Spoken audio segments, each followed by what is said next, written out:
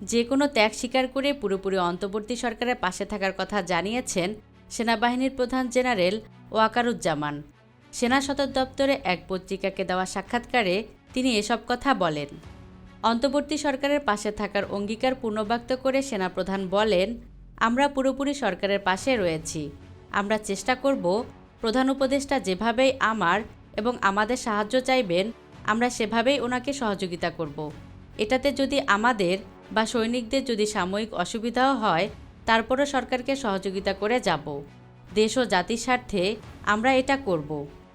এই জাতির জন্য, দেশের জন্য ও দেশের মানুষের স্বার্থে যে কোনো ত্যাগ স্বীকার করতে আমরা তৈরি আছি।